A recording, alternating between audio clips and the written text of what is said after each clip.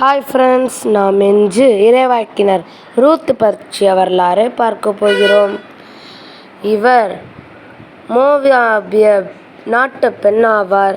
பெத்லகேமை சேர்ந்த எலிமெலேக்கு நகோமி தம்பதியரின் மகனான மக்லோனை திருமணம் செய்தார். சில ஆண்டுகளில் இவரின் கணவர் மக்லோன் மரணமடைந்தார். இதனால் இவர் இளம் வயதிலேயே விதவையானார். கணவனை இழந்த நகோமி தன் சொந்த ஊரான பெத்லகேமுக்கு திரும்ப முடிவு செய்தார். ரூத்து தன் மாமியாரை பிரிந்து செல்ல மறுத்து, நீர் போகும் இடத்திற்கு நானும் போவேன், நீர் தங்கும் இடத்தில் நானும் தங்குவேன் என்று உறுதி கூறினார். தன் சொந்த மக்களை விட்டு நகோமியின் கடவுளான யெகோவாவை தனது கடவுளாக ஏற்றுக்கொண்டார்.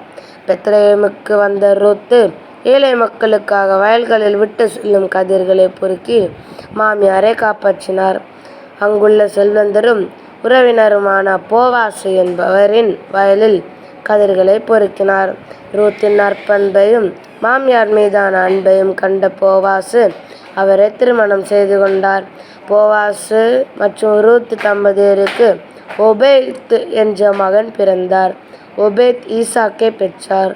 ஈசாவின் இளைய மகன் தாவீது ராஜா ஆவார். இதனால் ரூத் இஸ்ரவேலின் புகழ்பெற்ற தாவீது ராஜாவின் கொள்ளுப்பாட்டி ஆவார். ரூத் மற்றும் நகோமியின் கதை நம்மளுக்கு மிகுந்த கிறிஸ்தவ வாழ்வை வாழ ஊக்கமூட்டுகிறது. நாமும் இவர்களைப் போல் கடவுள் மீது நம்பிக்கை கொண்டு வாழ்வோம். இதை போன்ற தினசரி வீடியோவை காண லைக் பண்ணுங்கள், ஷேர் பண்ணுங்கள், சப்ஸ்கிரைப் பண்ணுங்கள்.